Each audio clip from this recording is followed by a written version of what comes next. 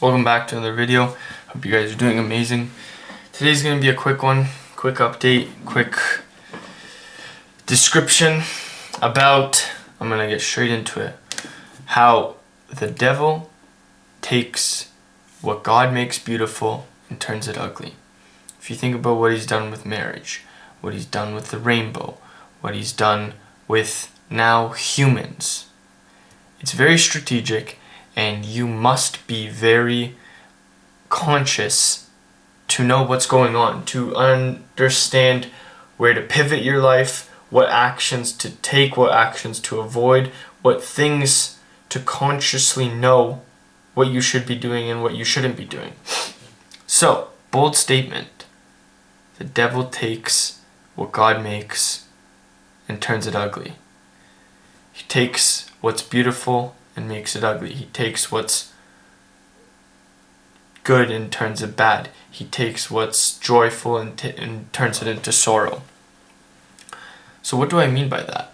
Well, God's greatest creation are his creatures, his humans. So if you think about it, how did God create us? How did God create his humans? In his image, in the likeliness, in his form, in his picture. Now, for the devil to come and turn his creations into something ugly, what does he need to do? Well, if you look back, how did humans look a couple years ago? Or not even a couple years ago, because a couple years ago it's already been still pretty bad. But if you take a look at how humans looked 20, 30, even 100 years ago, yes, there was definitely some, wars and things that were going on that was bad, but that's not the point of this video. Take a look at how they looked. Most of them actually looked admirable, right? There's a reason that now in the movies, when a jacked guy takes off his shirt, everybody's like, wow, crazy, right? It's admirable because it's rare. In this day and age, for a guy to have a six-pack, it's rare. And there was a stat that I read where it said by 2030, having a six-pack is going to be rarer than gold. Can you believe that? We were created to have six-packs. We were created to have muscles. We were created to have a good frame. And what's happened now to the average human? They overeat. They're suffering with inflammations, diseases. Some are controllable, but some are very some are uncontrollable, and others are controllable by just avoiding certain foods.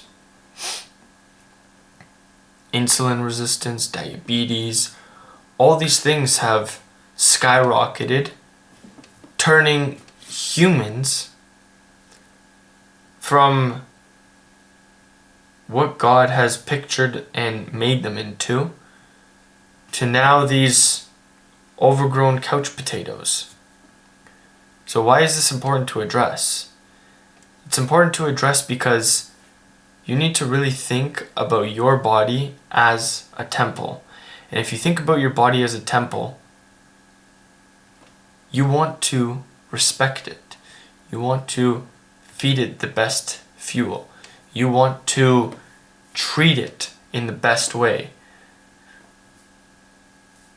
Just like you don't want to, have your 5-year-old kid get drunk on alcohol because he's going to hurt his body, stunt his growth or development or whatever, and injure his brain.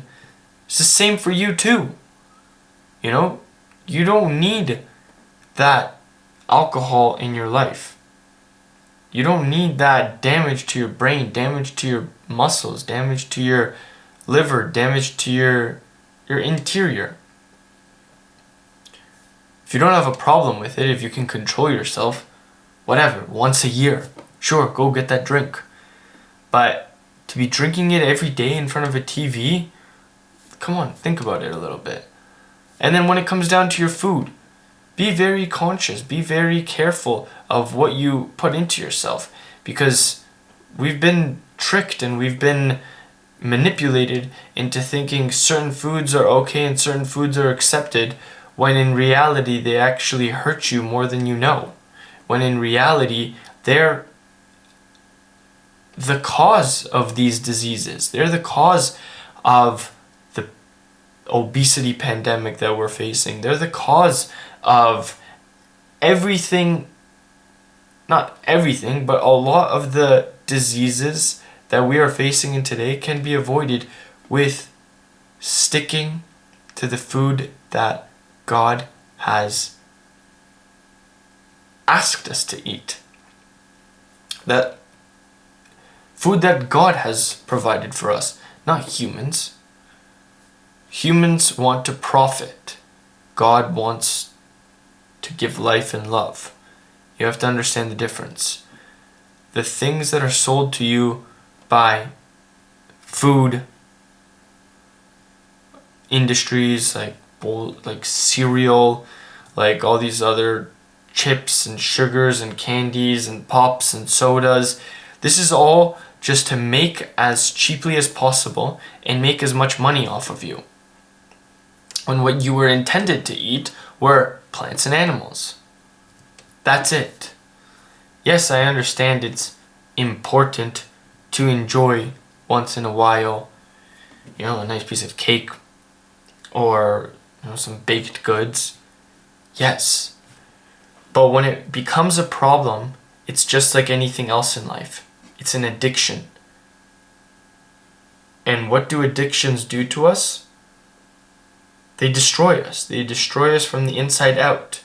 Then we have mental health illnesses due to addictions. And then we have all the negatives that come from alcohol addictions, food addictions, porn addictions, all these things. Well, there's some, I personally don't believe there's something good like with porn moderation, but okay, alcohol moderation and cookie moderation, whatever, I understand. Your body's very powerful and it can digest, it can clean yourself and get rid of that stuff. So if you don't have a problem with it, good. Keep your body to minimal intakes of that. But if you do have a problem with it, try to make a conscious effort to watch what you put into your body, because the reality is, like I said in the beginning, the devil wants to destroy what God has created and made beautiful. He's made you beautiful, but you are destroying your body by turning it into, from this form and this design that you've been given and the opportunity to build, lean, muscular. You don't necessarily have to be Arnold Schwarzenegger, but put on some muscles for longevity. Get rid of that fat to lower obesity, cancer risks, and all the other health diseases that come with being overweight. It's not only for yourself.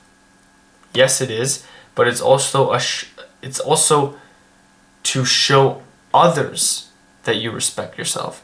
If you don't care about yourself, if that's hard to motivate you by, because some are like, oh, I don't care, it's my own body, I'm gonna feed it whatever.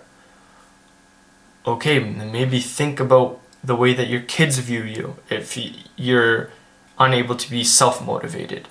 Do it for your kids, do it for your wife, do it for whoever you not necessarily look up to, but whoever you're trying to portray a good image. Like, I'm very self-motivated, so I look in the mirror and I'm like, okay, I'm going to do this for me, because I have self-respect and I want myself to hold myself to the highest accountability.